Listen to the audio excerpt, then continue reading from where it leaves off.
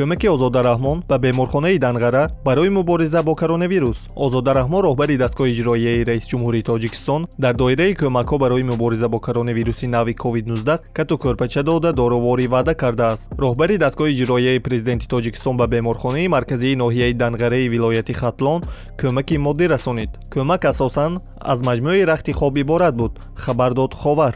Имрӯз ба беморхонаи марказии ноҳияи Данғара 100 кати тиббии хоб, 100 кӯрпача бо 100 болишти пахтагӣ, дар маҷмӯъ 100 рахти хоб спорида шуд, омадааст дар иттилоия. Манбаъ афзуд, Раҳмон Озода Эмомалӣ ба нақша гирифтааст, ки ҳафтаи оянда беморхонаҳои марказии шаҳру ноҳияҳои мамлакатро, ки ба дороворӣ ниёз доранд, ба маблағи умумии 115 000 сомонӣ бо маводи зарурии дороворӣ таъмин намояд. Кормандони беморхонаи Данғара барои кӯмакҳо изҳори сипос карда иброз доштаанд, ки бо тамоми масъулият хизмати мардумро ба ҷо меоранд. маъракаи кӯмак барои мубориза бо коронавирус феълан дар тамоми навоҳии Тоҷикистон аз ҷониби шаҳрвандон, соҳибкорон ва корхонаҳои алоҳида идома дорад.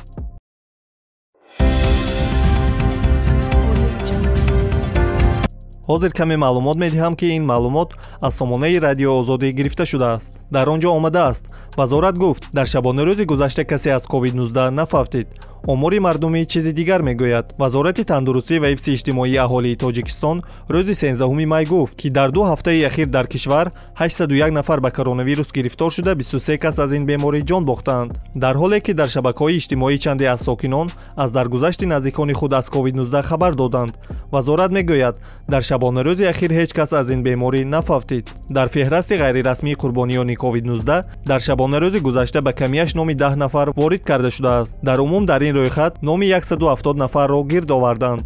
фарқ байни омори расмӣ ва омори ба истилоҳи мардумӣ дар Тоҷикистон зиёд аст ва бисёриҳо ба ин далел рақамҳои эълоншуда аз тарафи вазорати тандурустиро зери шубҳа мегузоранд.